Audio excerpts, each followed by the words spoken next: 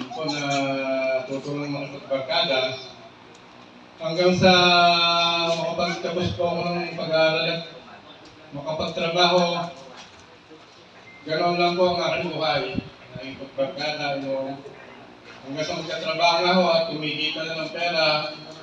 Lalong umawak ang aking pakipagbarkada. Nagkaroon ako ng barkadang nagbibisyo, gumagamit ng bawal ng gamot. Yun po, natuto na po akong tumigil noon. So, po occasional lang hanggang sa naging weekly na.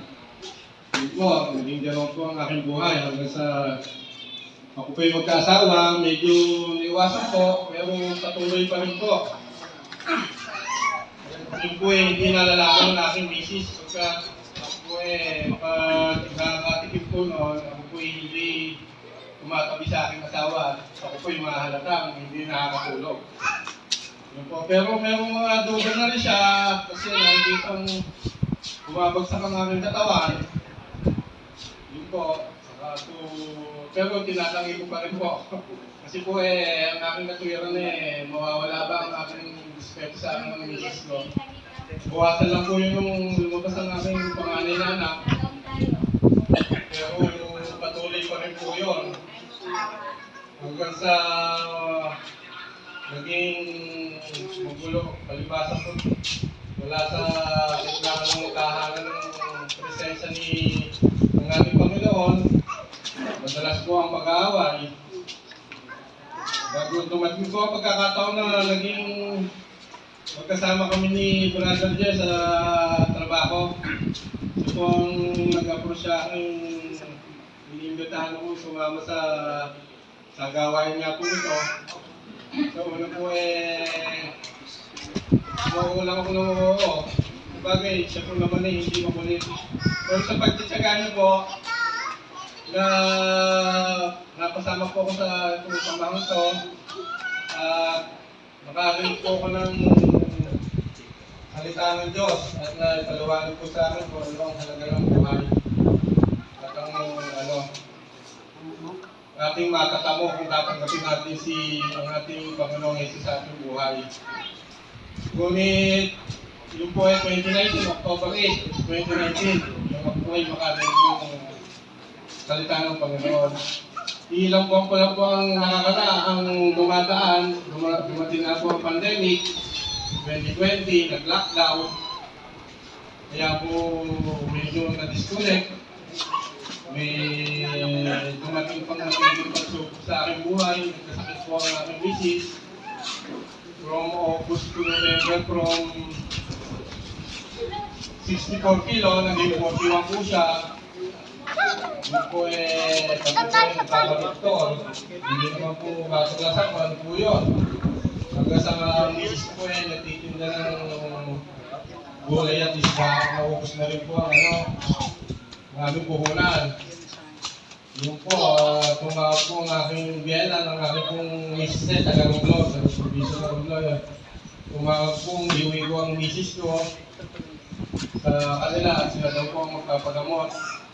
Na kahit labag po sa loob ko napilitan po ko iuwi. Nag-secure po ako ng lockdown pa noon, mahigpit po na, nag-secure ako ng travel pass. Ang bala po saan pagkahatid ko babalik na rito. Sabi nga ng mga kamagana ko may hirap ang minumyenan. Kaya lang po pagdating nga doon, mahigpit ko na nagawa natin kami ng kalahating buwan bago ayaw magpalabas ng kanilang bayan nang magpabalik dito sa Luzon. Kaya po ako nakabalik na rin sa atin January na nung magluwag sa kanila.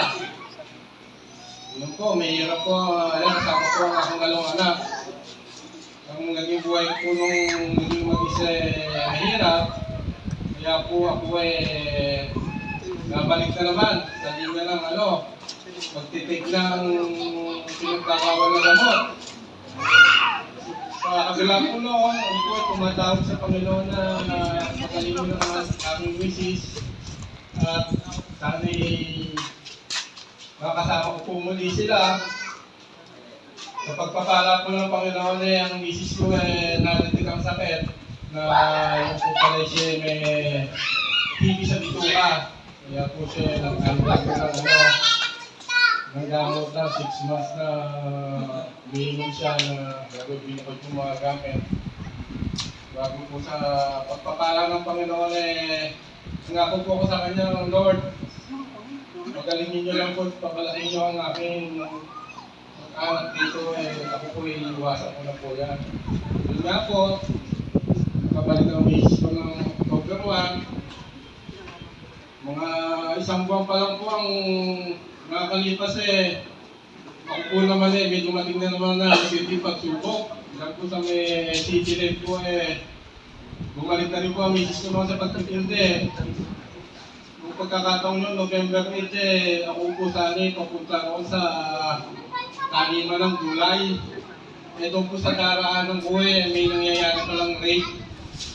Ako po napasama sa nadampot. Ang pagkakataon po yun.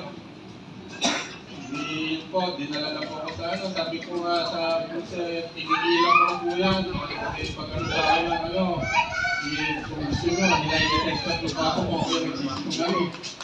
Hindi na police yun, kalit sila ng ebidensya. Habang nasa 1 linggo po ako nakulong doon, habang nasa kulungan po nakita ko ang hirap. Upang tayo matutulog ng makasalansang nakatagilid. Bago yung ibang na hindi nakasidya sa lapag nila matutulog naman doon sa sila na nakatayo. Sa susunod na araw sila naman nang ihiga rito. Kayo naman ang tatayo roon. Ihamon nga sabi ko, Lord, bakit ko naman ganoon? Kung kailan ako yung nagbabago nangyayari pa sa akin po. Yun nga po nakalaya na ako sa visa ng piyansa. Hanggang ngayon po ako piyansado pa rin. Pero ako po umari sa kaso ko. At ako nahatulan na ng 6 na buwan at 1 araw ng pagkakulong. At 20,000 yung multa. Kaya lang po kaya ngayon nakakalaya pa rin ako. Nag-a-apply ako ng probation. Nanay lobby ng Panginoon na ito yung mga pagkakataon. Naipasok ko po noong 2021. Ngayon 2020. Pero lahat po yan pinagkakatiwala ko sa Panginoon. Yun po, nakalabas na nga po. Hindi pa rin yung pagtatanong ko hanggang sa nag-open po ulit, nag-face-to-face ng ng kalalakihan. Saka po nagkaroon na ng simba. Doon po naliwanagan sa aking isipan ng kabutihan ng Panginoon. Ito po pala hindi pinag-usahan. Ako po mahal ng Diyos. Ipinakita sa akin yung buhay sa loob. Upang yung nituluyan ko ng iwasan. Siguro nakikita ng Panginoon na kung hindi ko ipapakita to, baka patuloy pa rin ito sa ganitong gawain. Salamat po sa Panginoon at nag-open na po nga ulit, nag-face-to-face na po ulit. Ngayon po malaki po ang naitulong sa akin ito. Kung dati mabilis magalit, walang mura. Ako po